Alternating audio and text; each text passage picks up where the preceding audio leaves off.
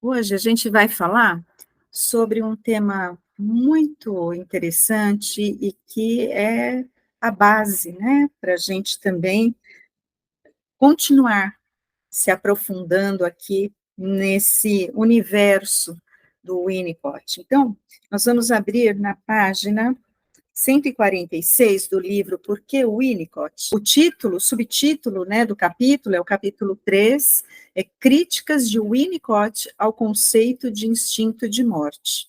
Semana passada a gente falou sobre a pulsão de vida, a pulsão de morte e qual a diferença entre pulsão de morte para Freud e pulsão de morte para Winnicott. Então a gente vai dar uma aprofundada hoje nesse conceito, tá? Eu vou começar lendo aqui na página, então, 146, Críticas de Winnicott ao conceito de instinto de morte. Esse é o subtítulo do livro, do capítulo 3, do Porquê Winnicott.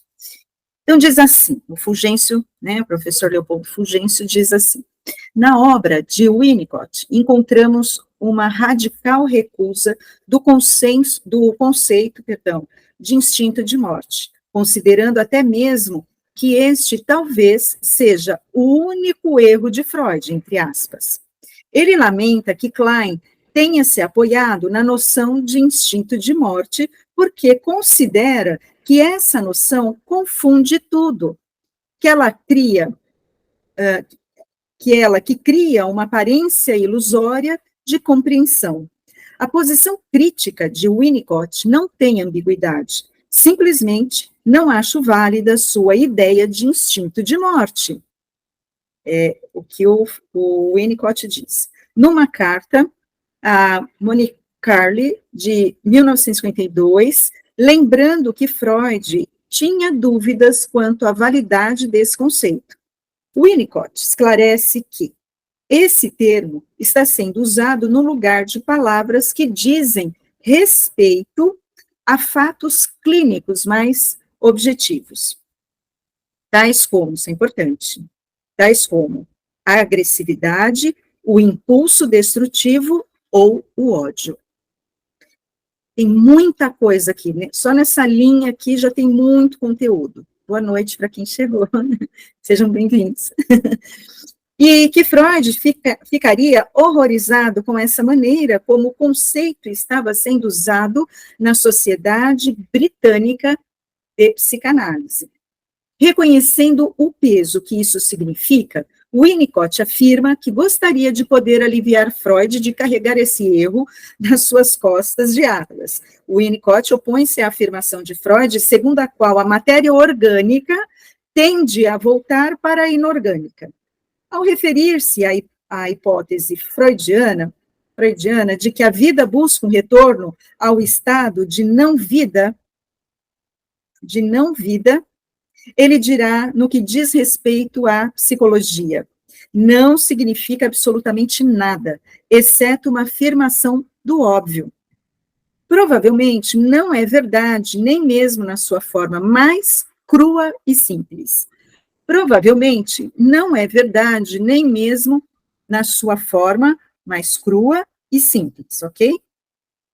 Para Winnicott, a vida não vem propriamente do inorgânico, mas de outra vida, de um ovo que vem de outro ovo, numa pré-história ancestral que tem milhões de anos, iniciada desde o momento em que a vida surgiu da matéria inorgânica.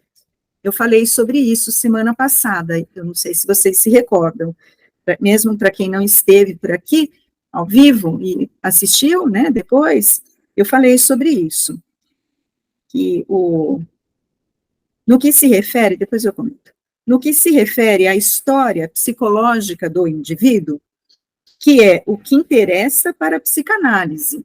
O Winnicott considera que o indivíduo emerge não da matéria inanimada, mas de um estado de não vida que ele caracteriza como sendo o da solidão essencial. Falamos disso também semana passada. É desse estado de solidão, estado de não ser, no qual ainda não se está vivo, que advém o ser. Vamos mais um pouquinho aqui na leitura, depois a gente expande, tá? Uns casos, enfim. Para Winnicott, Freud parece ter compreendido a ideia inicial, mas errou ao compreender que se refere a um estado inorgânico passível de ser descrito em função das leis da matéria não viva. Então, é o que nós falamos semana passada, eu de novo com a semana passada, né? Que é o quê, né, gente? É lá no início do início do início de tudo que o Freud vai trazer esse conceito de pulsão de morte, em que a vida, ela foi gerada a partir do inorgânico, ou seja, o orgânico foi criado né, em função do inorgânico. Só que isso é muito, mas é muito distante, inclusive dos dinossauros. Então, a base para o Winnicott, para a gente aprofundar no funcionamento do aparelho psíquico e como que acontece na linha, né, da história, do amadurecimento emocional, o que importa, gente, é que a vida vem da vida. O óvulo, a mulher já nasce com os óvulos. A gente vem de outro ser humano que é vivo, pelo menos até o momento, né? De repente, a pessoa pode ter guardado os óvulos e tal, né? E aí, enfim, deixou para alguém, para fecundar, pode até ser, tá? Mas, de qualquer forma, é um óvulo que está lá congelado, pronto para ser fecundado, não é um elemento inorgânico. A esse respeito, ele declara: seria mais útil aos que pretendem levar adiante o trabalho de Freud que, deste ponto em diante, abandonem tudo, exceto a ideia original. Pode-se afirmar, portanto, que, para Winnicott, o estado de solidão essencial não corresponde ao estado inorgânico. Bom, mais um pouquinho, né? O que faz com que o argumento de Green, o André Green, né, que identifica o estado de solidão essencial, o narcisismo primário, e o estado de não-vida, que é o inorgânico, de onde adviria o ser, não possa ser considerado tendo em vista as posições de Winnicott. É nesse sentido, que é mais importante, é nesse sentido que Winnicott caracteriza a própria natureza humana, parênteses, Winnicott, ele foi o primeiro a tratar na psicanálise essa questão da natureza humana, ok? Importante a gente registrar isso. Até então, o Freud não trouxe dessa forma, Melanie Klein também não, e ele é o primeiro psicanalista que traz esse pensamento da natureza humana, como uma continuidade de ser entre esses dois estados, de não ser, o de ainda não estar vivo e o de já não estar vivo. Ou, em outros termos, ressaltando a dimensão temporal da natureza humana, o ser humano é uma amostra no tempo da natureza humana. Não sei se vocês vão se lembrar, a gente falou também semana passada, né? Eu falei sobre essa questão da natureza humana, que o ser humano faz parte de um todo, faz parte, né, do universo, faz parte de todas as coisas, e do inorgânico, ok, mas também vem do orgânico. Então, o ser humano é uma amostra no tempo, tudo para Winnicott. Ó, vejam se faz sentido. Quando a gente está estudando Winnicott, é importante a gente lembrar, e se alguém tiver alguma outra contribuição, por favor, fique à vontade. É muito importante a gente lembrar que para Winnicott, duas experiências são importantes, duas situações. É a experiência no tempo e no espaço. Olha que interessante. Por que que é no espaço? Porque eu preciso, enquanto indivíduo, eu preciso lidar com os limites. E é tendo a experiência no espaço, é que eu vou ter condições de ter limites. Por exemplo, os casos, né, de borderline. O que acontece? O que aconteceu? Houve uma falha, né? Uma grande falha nesse espaço, nessa questão de limite. E como que acontece isso? A gente vai ver, tá? Eu trouxe esse texto para a gente estudar, para a gente trazer para os nossos casos, porque tem uma confusão teórica mesmo com relação à pulsão de morte. Eu comentei isso também, que muitas vezes a gente escuta, né? Não sei se vocês escutam isso, mas, ai, olha, a pessoa se suicidou por causa da pulsão de morte. Não é por causa da pulsão de morte. A pulsão de morte não tem desejo. Ela não tem desejo, ela não deseja a morte. O que vai levar uma pessoa a se matar, ao suicídio, são outros aspectos, sob o olhar de Winnicott, não é por conta da pulsão de morte, ok? Então, a pulsão de morte, para ele, é uma coisa diferente. Ele traz um outro olhar para esse aspecto, para essa energia, né, que acontece com o bebê. Aonde nasce? Por exemplo, a agressividade.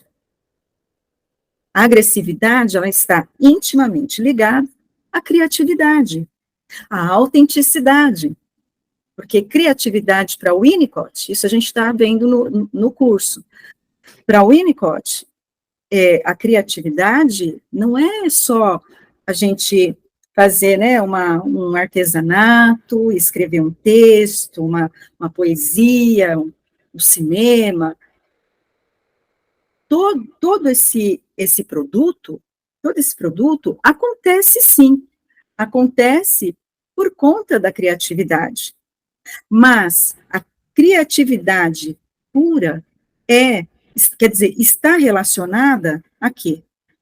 A autenticidade, ao verdadeiro self,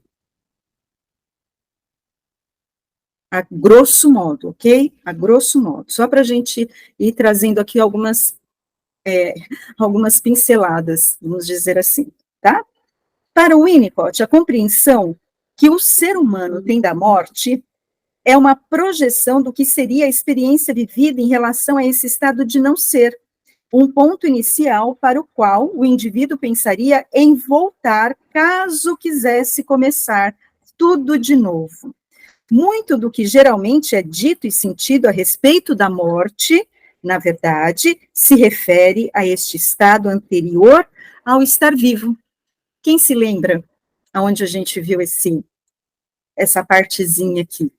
Que a gente encontra, que é a base, né, dessa fala aqui do Fulgêncio. É o medo do colapso. É aquele texto riquíssimo. Na minha opinião, um dos textos mais importantes. Na minha, tá, gente? Na minha opinião, na minha simplória opinião, tá? Então, olha só, eu vou ler de novo. A respeito da morte, na verdade, se refere a este estado anterior ao estar vivo. O que ele está querendo dizer com isso? Eu estou viva ou eu existo? Se refere a esse estado anterior ao estar vivo, no qual o estar sozinho é um fato e a dependência ainda se encontra muito longe de ser descoberta. Nós usamos um termo, né? Bom, gente, boa noite. Eu não falei boa noite para todo mundo, desculpa, para não perder o raciocínio. A Tereza, a Lígia, né? O Anthony, desculpa, gente, só para não cortar o raciocínio, porque senão eu me confundo aqui. Porque é um tema que, né, para ser bem. Então, olha só, para eu estar viva. Não, deixa eu voltar só, parei já. O que é aqui importante a gente lembrar? Que nós falamos que a mãe e o bebê têm uma relação no início da vida. Não tem. Nós usamos esse termo, relação mãe-bebê, só para que a gente possa se localizar na teoria, porque, na verdade, é uma coisa só. O bebê ainda não existe. Ele está vivo, né? Mas ele ainda não existe. Então, para Winnicott, o que é a morte? É aquele estado. É aquele estado em que o bebê ainda não existe.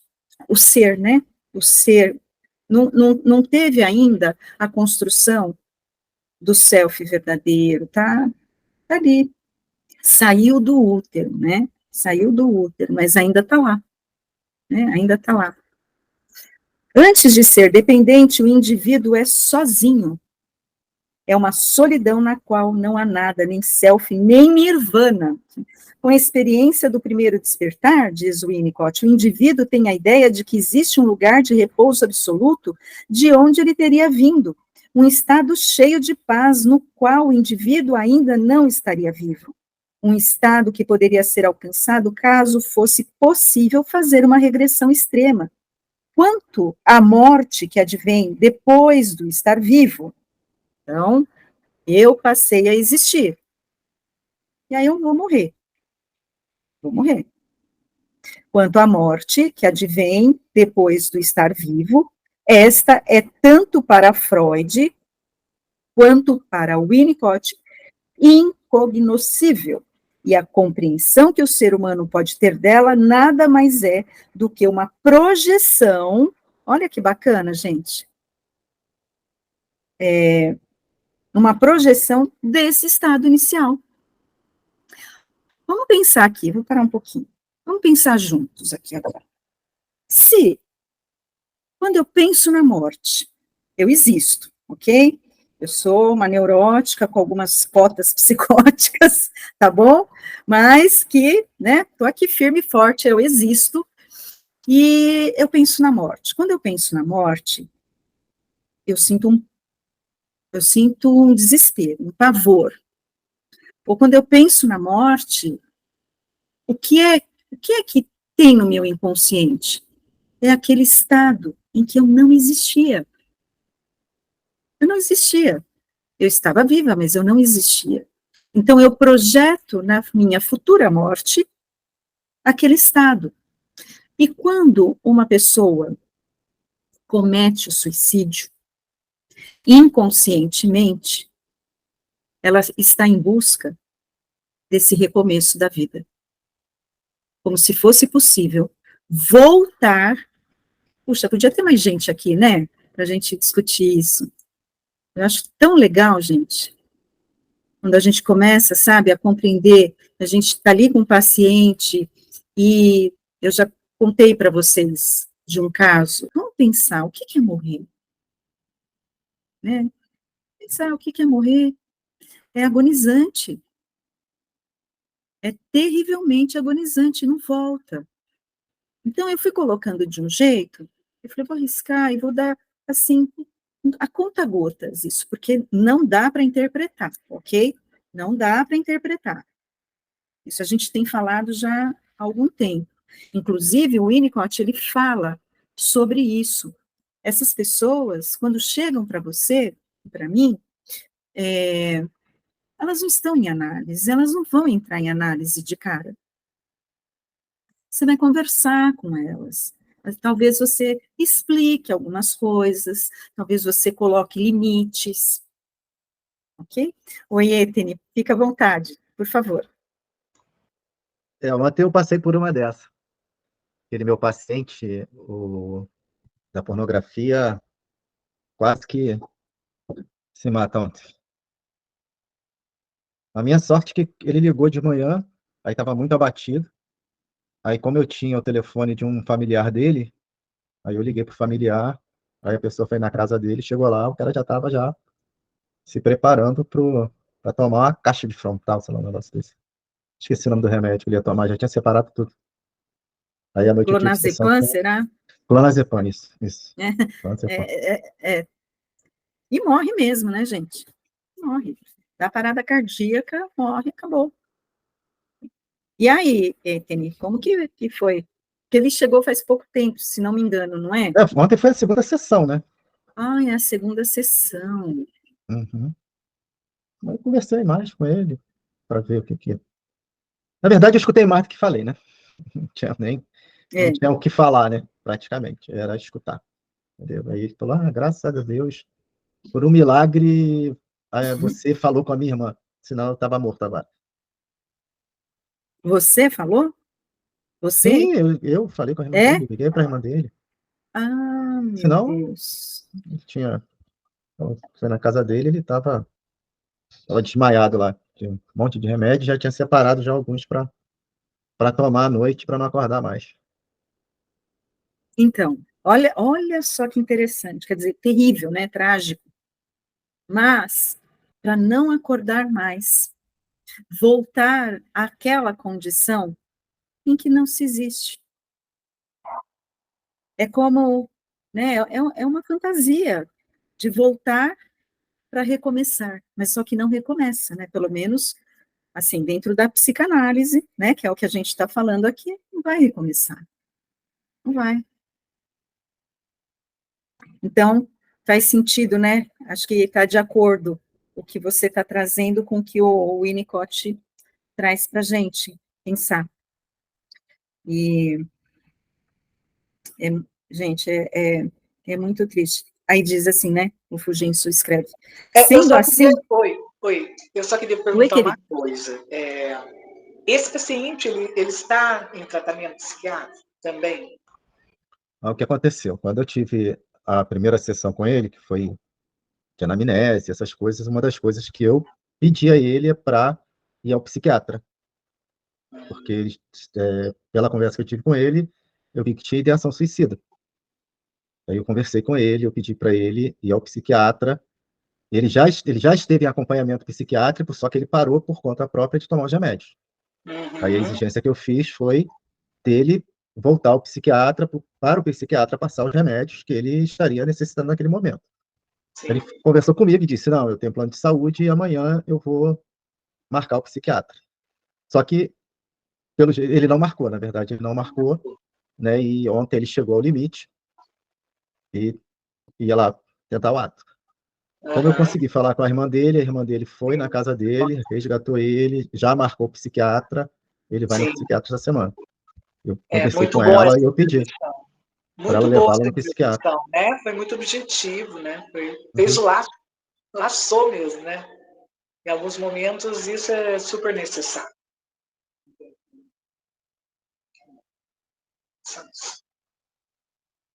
Obrigada, Tereza. Obrigada, Etene. Eu concordo com a Tereza.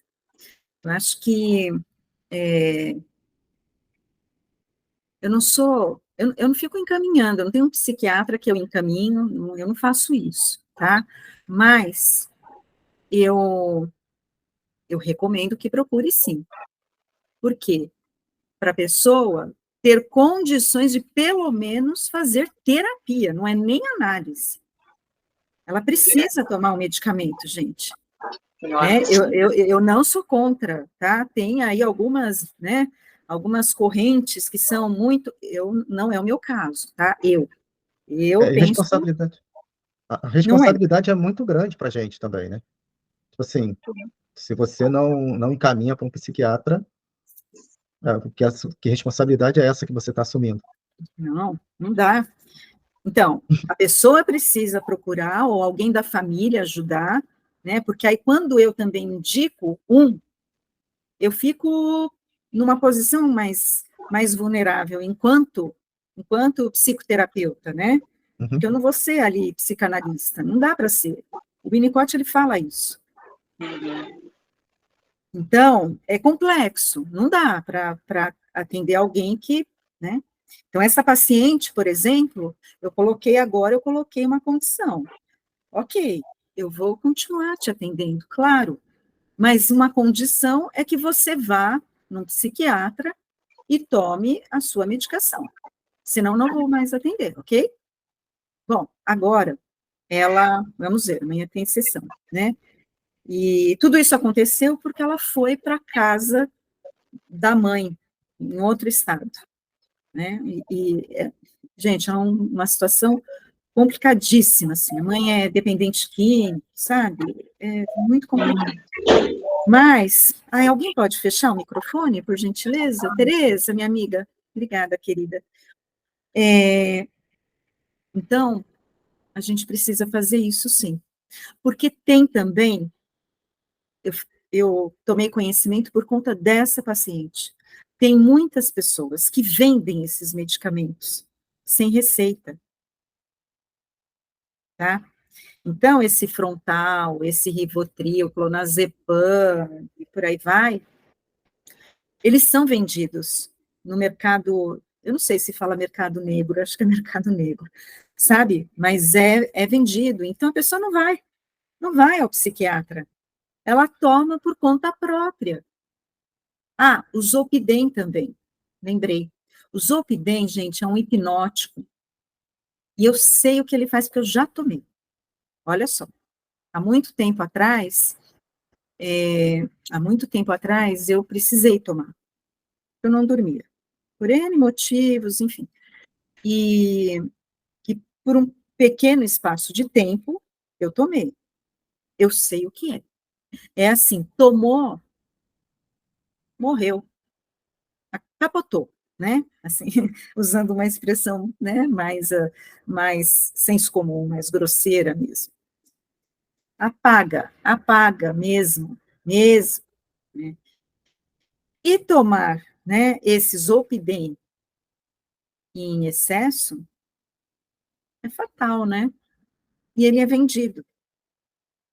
Então, eu penso que cada um é responsável pela sua vida. Cada um. Você não pode se responsabilizar pela morte do seu paciente, ok? Nem eu. Nem você e nem eu.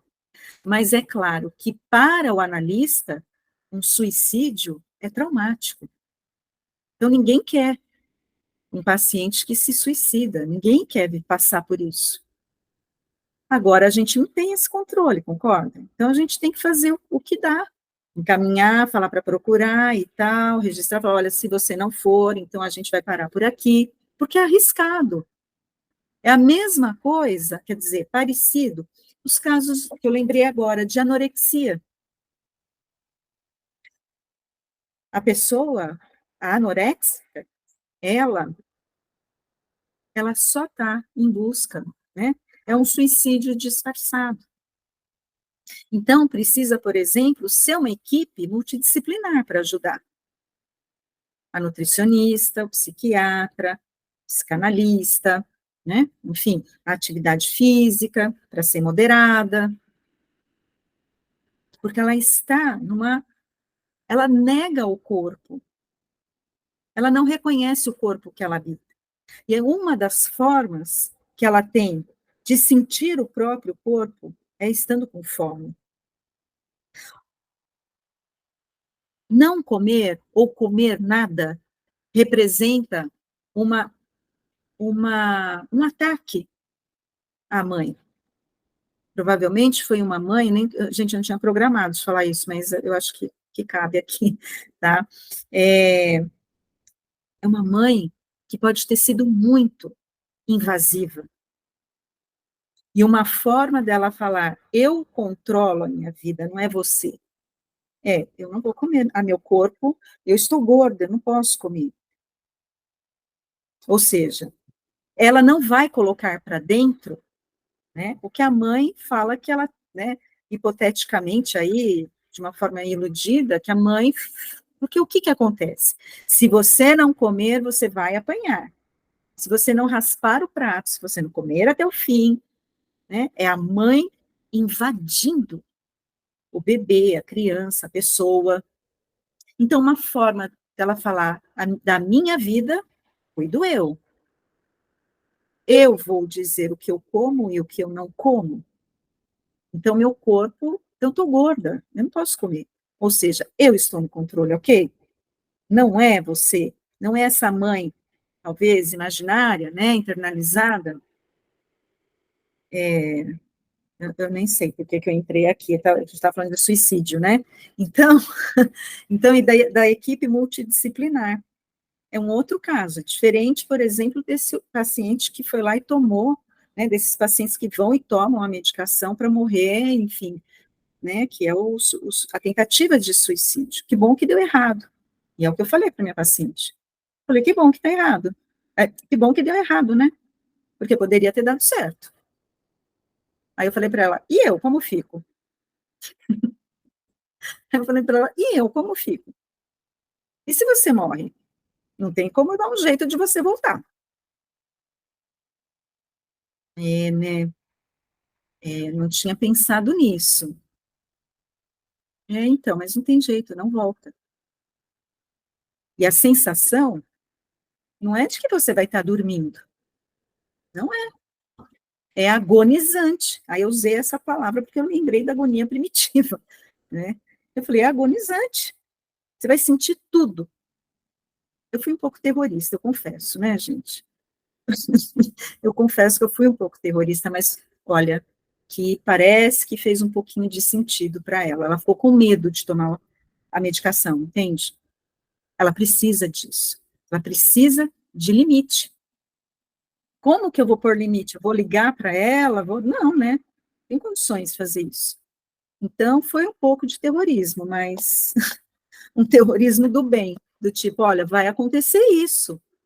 Você está achando que você vai passar por um estado maravilhoso? Eu falei, eu? Aí eu falei, a mesma coisa quem se joga da janela. Aí ela ficou olhando para mim. Eu falei, olha, jamais eu vou pensar numa coisa dessa, porque quando a pessoa cai no chão, ela sente a dor. Isso foi uma ortopedista, uma paciente minha, ortopedista, que me falou. Então, é com base científica. A pessoa sente todos os ossos quebrando. Ela respirou, logo mudou de assunto, falou, não, tá tudo bem, vou marcar o psiquiatra. Vamos ver, depois eu conto para vocês. Oi, Ethan, obrigada. Eu lembrei até, teve um outro paciente também, que acho que essa semana foi a semana dos pacientes suicidas, porque teve um outro que foi a primeira sessão. Aí ele me disse, eu tive 5 vezes para ir na ponte e pular de lá. No meio do caminho eu voltei. Meu Deus do céu. Tá, essa safra agora tá meio complicada. Mas deixa eu te falar. É, assim, eu tenho. Eu não sei se é observação pessoal minha, se isso acontece. Eu conheci 2 pessoas que cometeram suicídio. Estavam em tratamento, só que eram aqueles suicidas que estavam sempre tentando. Uma delas, o psiquiatra estava dando alta, já achou que estava tranquilo, e de repente ela foi lá e pulou da ponte. Aí eu fico pensando até que ponto funciona conversar, explicar. Porque, tipo assim, o paciente suicida, eu vejo hoje que o camarada tem que ter um aparato de segurança por trás dele. Porque na primeira piscadela, a pessoa tenta. Principalmente esses que vêm diuturnamente tentando contra a própria vida. Eu, sei lá, não sei, tipo, eu pedi pra irmã desse paciente, tipo assim, ó, bota ele num lugar onde fiquem 24 horas perto dele, porque é complicado quando a pessoa tá com ideação suicida. Porque num piscar de olhos,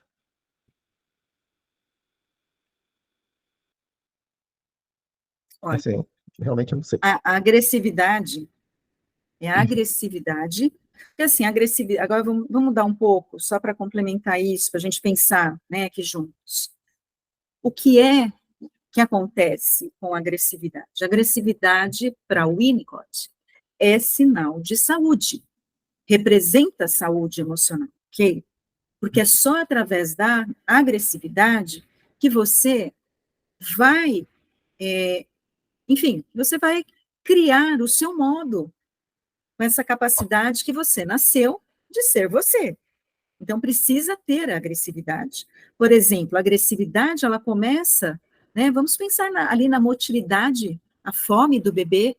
Se ele não tiver esse impulso agressivo para pegar no seio ou na mamadeira, não importa, né? Então, essa agressividade, ela faz parte do self verdadeiro, é necessário isso. Eu estou falando também muito a grosso modo, mas só para chegar nesse ponto aí do suicídio que é o que me ocorreu. Vejam se faz sentido, né, para vocês. Quando essa agressividade, ela é patológica, que aí existe agressividade patológica para o Winnicott também, né?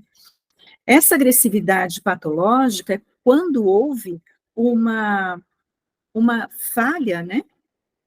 Ou antes do indivíduo existir, ou depois, né, do existir. E a diferença qual é? A grande falha. É o que? A depreciação, que é no caso de quando o indivíduo ele já existiu, né? Já existe. E depois tem uma falha, ou seja, uma sucessão de falhas do ambiente, e isso é que leva esse ser a, né, a uma tendência antissocial. E se não for tratado, há uma psicopatia. A psicose acontece lá no comecinho, que é esse estado aí que a gente está falando de quando o indivíduo não existe. Por que eu entrei nisso? Porque é uma agressividade, o suicídio, é uma violência contra si mesmo. Então, essa agressividade que está fragmentada, ela precisa ser integrada. E como que se integra?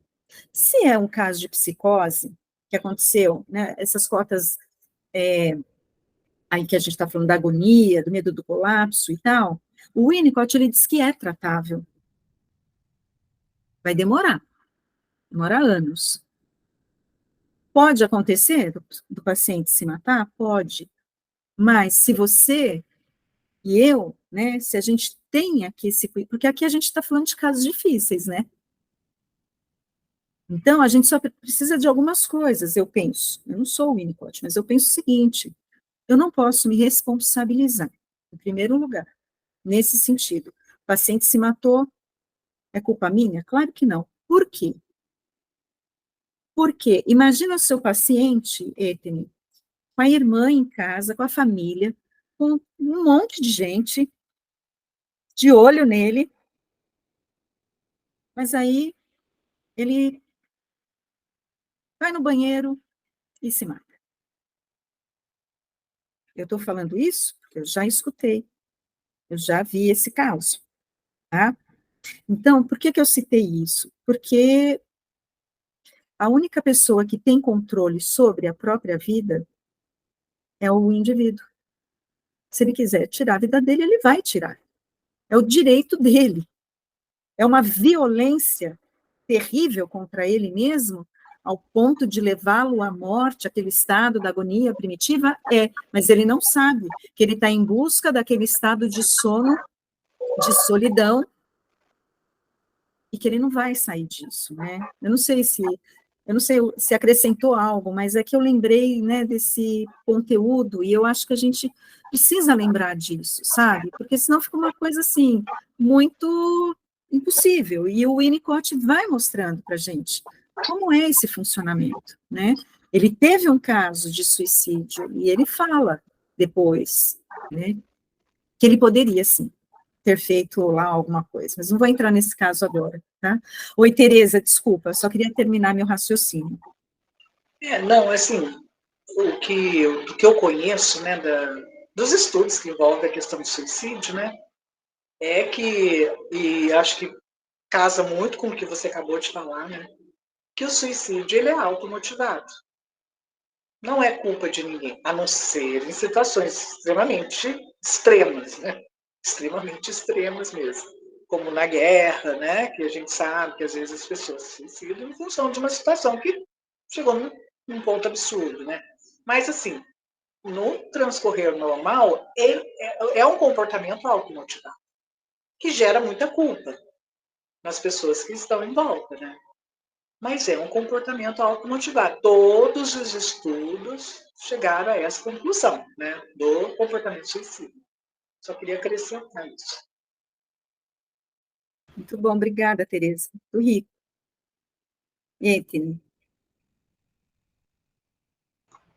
Não, tranquilo. Eu e a Tereza, a gente falou algumas coisas, né, baseado aí no seu caso Sim, também, não, né? sei se... eu tenho essa clareza, né, que a Teresa falou, que é automotivado, o que você falou também, que é a agressividade contra ele mesmo, né, isso aí, tranquilo, entendeu? A questão é mesmo da dinâmica, né, que é um negócio muito, muito complicado, entendeu? Eu só toquei nisso, só, na questão dessa dinâmica, né, mas eu tenho consciência disso tudo, eu tenho consciência que a culpa não é minha, né, que eu não tenho que me culpar, né, porque é aquilo, a pessoa já não estava mais aguentando, achou que era a hora, entendeu? Já aconteceu isso na minha família. Uma sobrinha minha, ela estava sendo tratada por psiquiatra, ela estava fazendo terapia. Um belo dia, ela subiu numa ponte e se jogou. E, tipo assim, ela já tinha tentado outras vezes o suicídio, né? Só que dessa vez, ela foi num suicídio que ela sabia que ela não ia escapar, né? Foi a tentativa de, tipo assim, dessa vez não tem como, né? Se jogou num rio que até hoje a gente não sabe nem o que sobrou, entendeu? Mas foram várias tentativas, como também teve uma adolescente conhecida nossa, que também estava medicada, na verdade, não é nem medicada, a gente não pode nem falar, porque ela conseguiu enganar a família inteira. Depois que ela morreu, descobriram que ela não tomava a medicação, né? Então, aí, tipo assim, quando piscaram, ela já tinha preparado tudo, ela já tinha deixado tudo que ela ia fazer, já esquematizado. Foi só a família piscar. A família piscou, ela foi lá e fez. Então, são coisas que realmente a gente não tem controle, né? Por mais que a gente esteja ali como terapeuta, a pessoa foge do nosso controle. É a pessoa que decide. Isso eu tenho consciência. Agora, o pior caso, né, que o Winnicott diz que é muito, mas é muito difícil, é a psicopatia. É a psicopatia. Aí, então, enquanto a pessoa está buscando a terapia, está buscando, ainda que enganando com a história do psiquiatra, da medicação, existe esperança nesse sofrimento. Agora, em caso de psicopatia, né, de perversão, e que envolve a sexualidade, por exemplo, não, não tem muita chance, não. Deve ser, vou chutar aqui, agora é chute, 0,01%, tá? Tem até aquele caso que a gente estudou há um tempo atrás, no Brincar é Realidade, não sei se vocês se lembram, aquele caso que depois ele fica sabendo, né, ele trata o menino, e aí depois do barbante, do fetiche, né, esse foi um caso que não, né, não evoluiu, não teve melhora, né, só piora. Bom, gente, mais algum comentário? Porque hoje eu vou precisar encerrar no horário. Hoje eu estou um pouco cansada.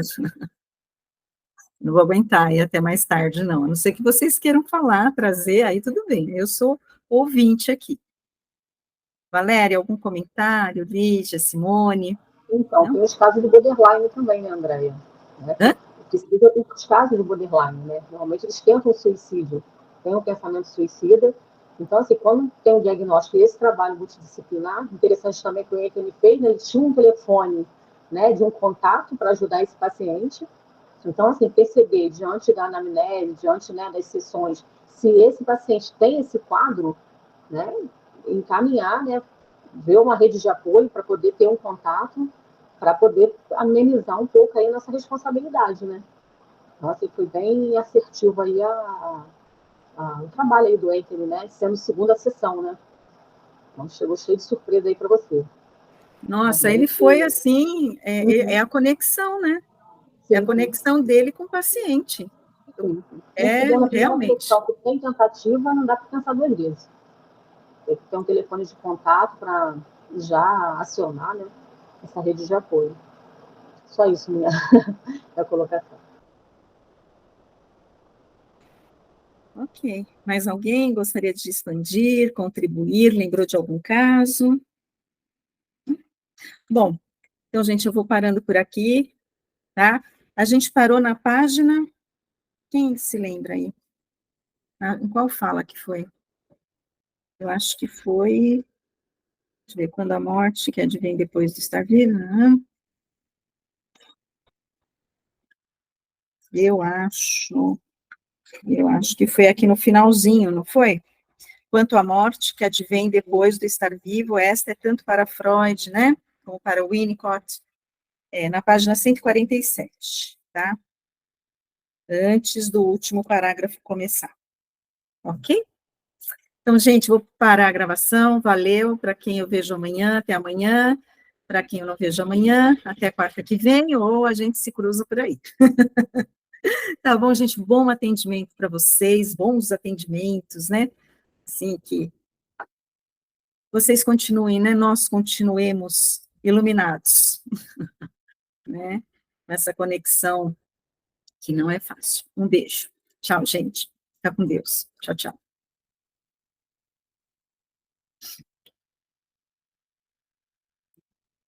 Para a gravação.